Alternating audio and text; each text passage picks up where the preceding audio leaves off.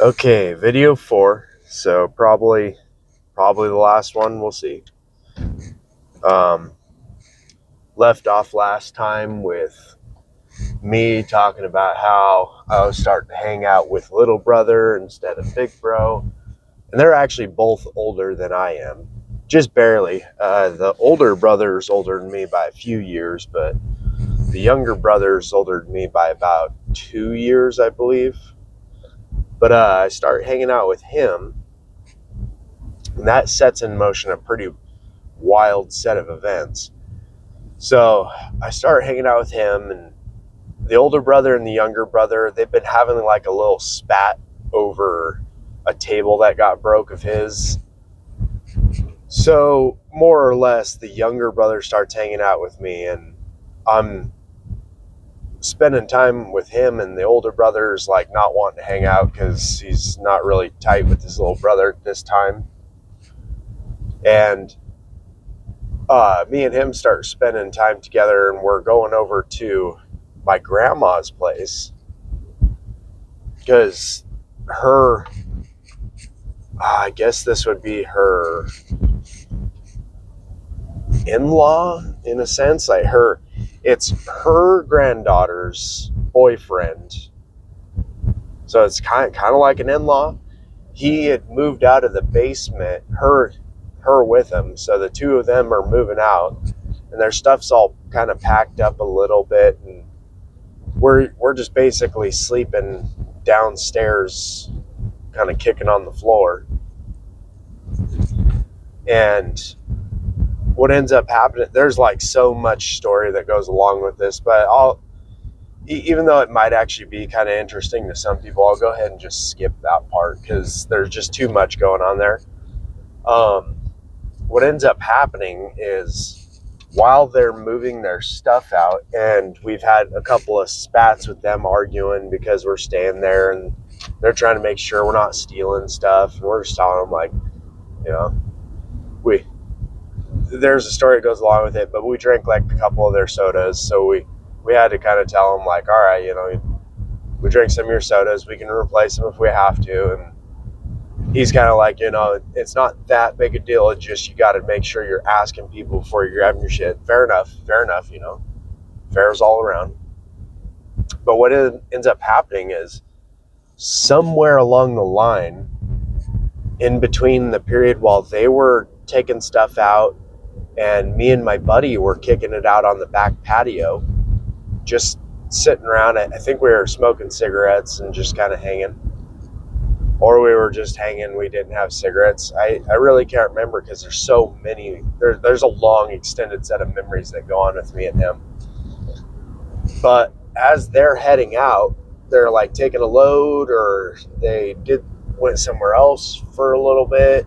Whatever ended up happening, smokes, you could start smelling smoke, and it was like chemical nasty smell burn. And all of a sudden a nice puff of cloud comes out of the bottom of the basement,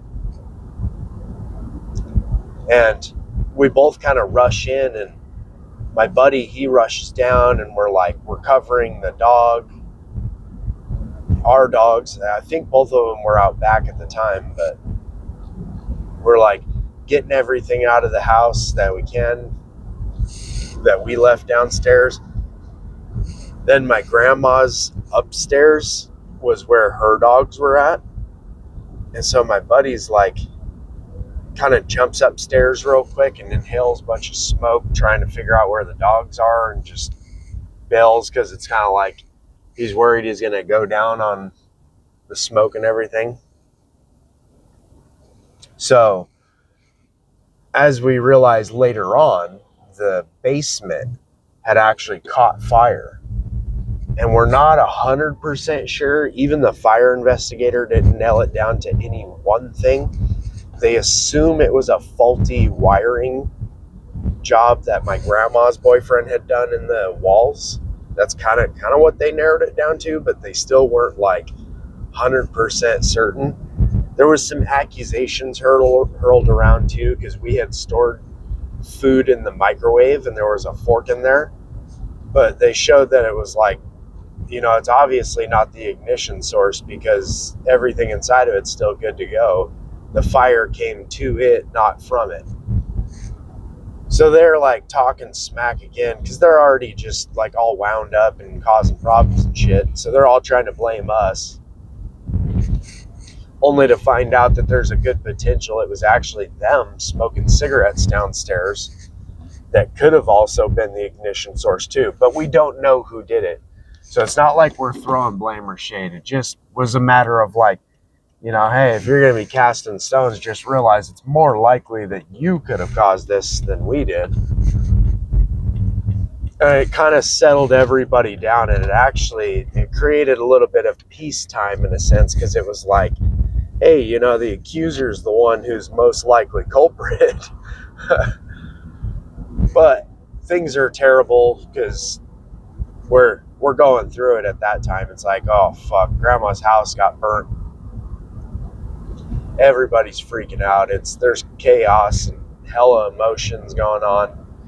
And there's some wild storyline that goes along with that. Maybe someday we could talk about the grandma house fire story. But needless to say, what ends up happening is me and him end up getting moved into a hotel with grandma because we were staying on the residence at the time. So the insurance company actually put us up in a hotel, all of us together.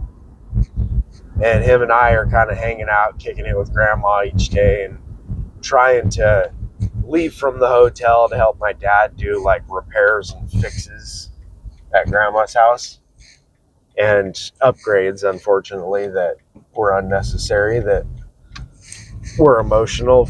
There were some problems with the whole situation, but we end up spending that time, and like me and him are getting closer and closer because we're starting to realize as we're talking, just through conversations more and more, just how many different things we have in common and the issues we have, because our dads are best friends since 5th grade. So we're realizing it's like, oh, our dads are peas in a pod. So the two of us are starting to kind of become peas in a pod because our dads both really just kind of suck. And it was all starting to like click. And his dad, way worse, but again, another story. But what ends up going down from there is we're like talking about stuff all the time. And I had went through the homeless stint, so I'm constantly like trying to pick up food wherever I can because I'm like, man, I need to start hoarding food every chance I get, because being poor, not having any food, and going through that homeless stint where you're starving all the time, like life just sucked during that whole period. And he's starting to agree with me. He's like, yeah, been there, done that, So we both start kind of getting into this like prepping mindset and like preparing our own stuff and food, and we're talking guns, all kinds of things like that. And there's still, again, so much more story that goes with it, so I'm trying to really condense this down. As time goes on and I'm getting like small amounts of preps, and we're buying things like sleeping bags to sleep inside the house that's not burnt down, like the basement caught fire, so there's like no power, water barely had got hooked up. We're surviving slogging. And as that goes down, we eventually get to a point where we're starting to kind of put away a little bit of food and things every chance we get, and putting away like kind of prep items, like little first aid kits and things, just kind of starting to get like a little bit more serious about it instead of it just being kind of a talk thing. Well, I end up getting tied in at the church that I started going to at that time with their food bank. And their food bank, they were actually, because it was like a time of plenty. It was, Trump's first election. So America was like healthy and wealthy at that time. We were doing well. Like the economy was doing very, very well until obviously the 2020 section. But in that early part, like that 2016, 2017 era, we were starting to do well. And I think it was 2017 or 2018 when that food bank opened up. And they were just getting absolutely filled to the rafters with food. Like every single week, or every other week, excuse me. They were getting these gigantic deliveries of food. Well, because I was volunteering, the volunteers sort of had access at that time to like take your pick. That was kind of the, not necessarily like payment, but that was like the incentive for everybody that was working there. It was like, hey, you're volunteering your time, you're helping us out. Go ahead and pick whatever you want. And as time went on, there was a little bit of an abuse with that there, because a lot of the people that would stop by, they'd volunteer like one time, and then they'd want to take like 3 boxes of stuff, and it was like, we got to cut that off, because you're abusing the system. You're not coming here to like volunteer your time and out of your heart to help people, because that wasn't the idea. The idea was like, you're volunteering to help people, not to sit there and try and make gain out of it. It was more like give, and we're going to go ahead and give back.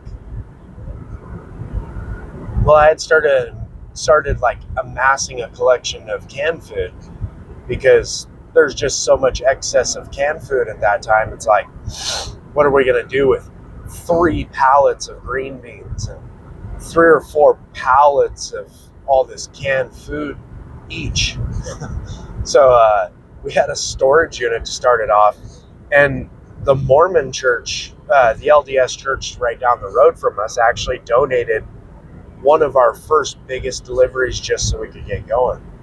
And I think that was just like a, hey, we're helping out another care house kind of thing, and we have some store supplies, like, here you go. They probably wrote it off in taxes, so who cares? But anyway, I start seeing this collection of canned food amassing. I start getting like excited. I'm like, man, this is awesome. Like, I am so much more prepared for things to go bad. So I continue on. That's not a cop, if you're wondering. That's actually an oversized load truck. So I'm not just like letting a cop drive behind me and not pulling over. What ends up happening is I start getting to a point, and there's some other story stuff that happens, and I finally start buying some guns and some ammo. And I'm looking at everything, and I'm like getting prepped, and it's all starting to click for me. It's like, man, I want to get serious about this prepping thing. Like, I'm really liking how this makes me feel. I feel like so much more comfortable, that I'm ready to take on the waves and be ready for stuff to go crazy. And I'm talking with my buddy, and he's like reaffirming this stuff too. So we start chit-chatting, and I'm watching videos, and I'm learning. And I actually fall into a YouTube page. Most of you have probably seen it. It's Bear Independent. And he starts getting me like lined out, because he's very serious about things, and he's not very picky. He's not like, you need to have this, you need to have that, you need to have this, you need to have that. His thing's more like, here's my baselines, here's the research I've done, here's the quantities that you feasibly need to have, so let's start putting it together.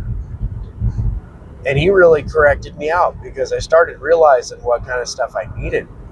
And I needed to have some more long-term shelf stuff, medium-term shelf stuff, because most everything I had was canned food, and that's short-term. Canned food only lasts so long.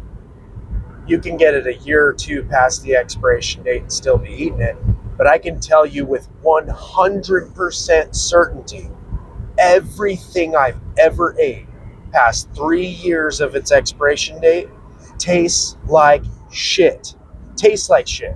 100%. There's probably still some nutritional value, but it tastes like shit.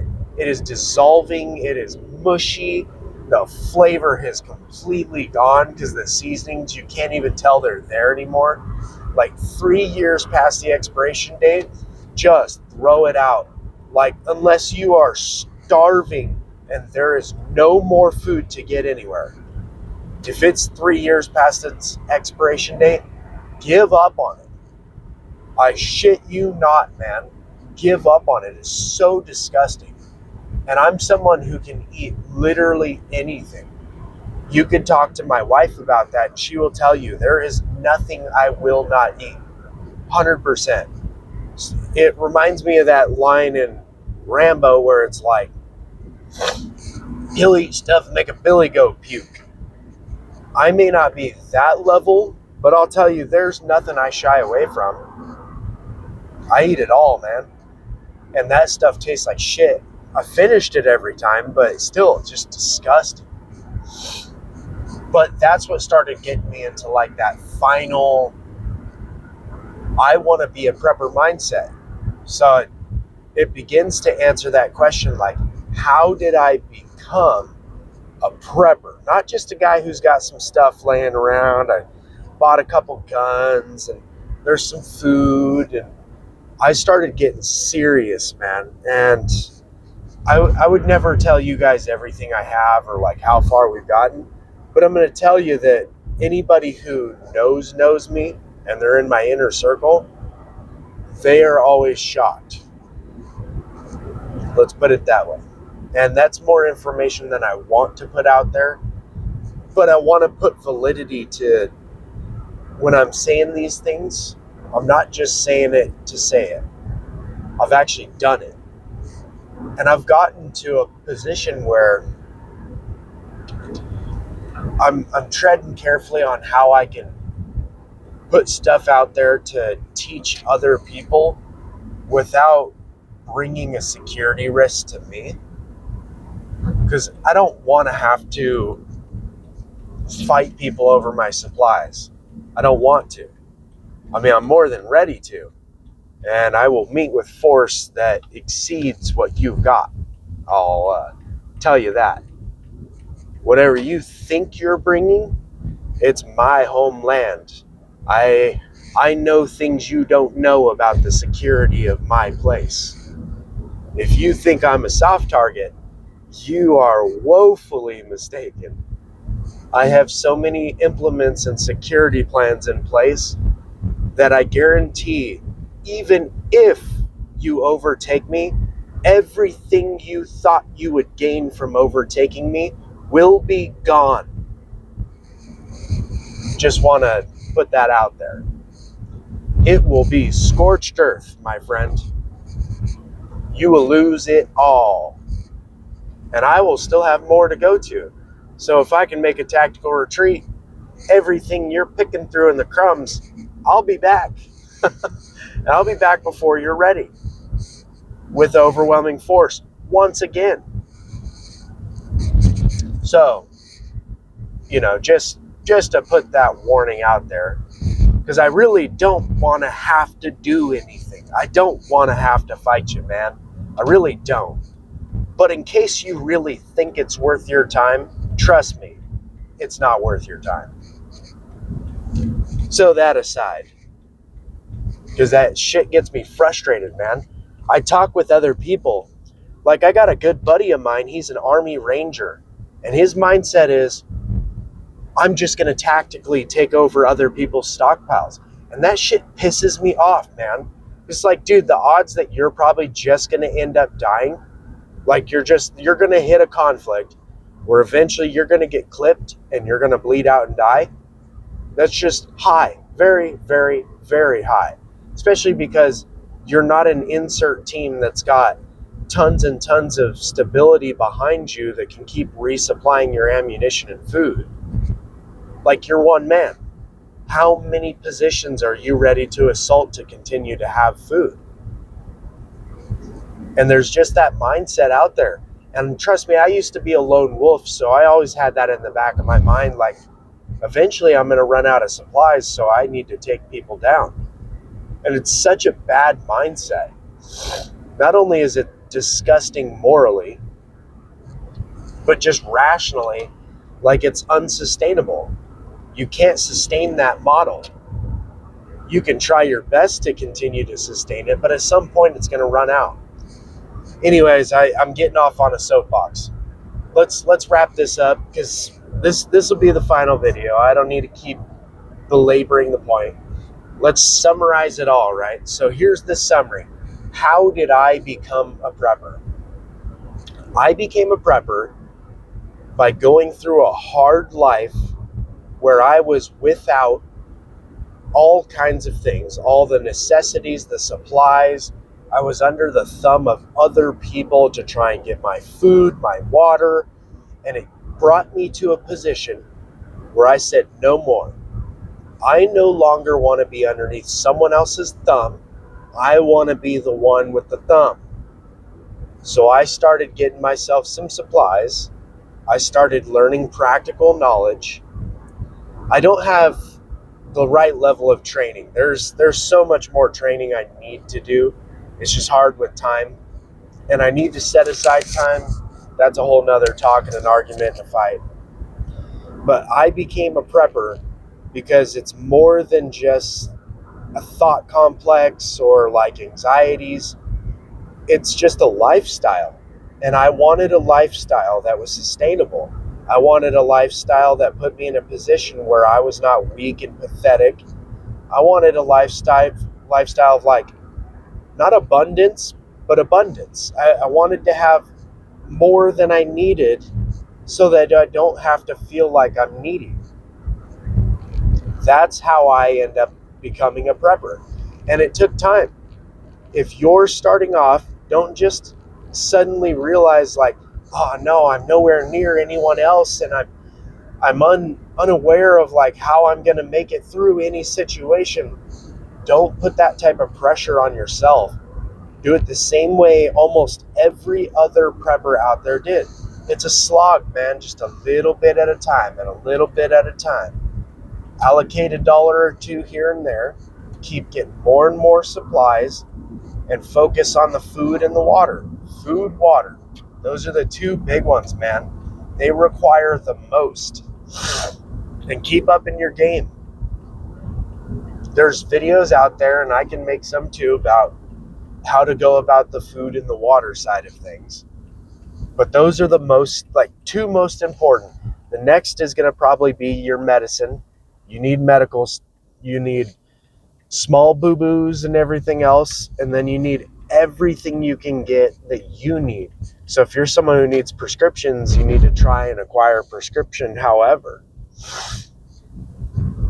And I wanted to wrap that up, and I didn't wrap it up real great. But I became a prepper because I needed to become a prepper. Maybe it's different for you, so maybe you won't take it as serious. But for me, I became a prepper because I think everyone needs to be a prepper. And I personally absolutely needed to be a prepper. My mind wouldn't let me rest if I wasn't a prepper. So I think that summarizes it up well enough.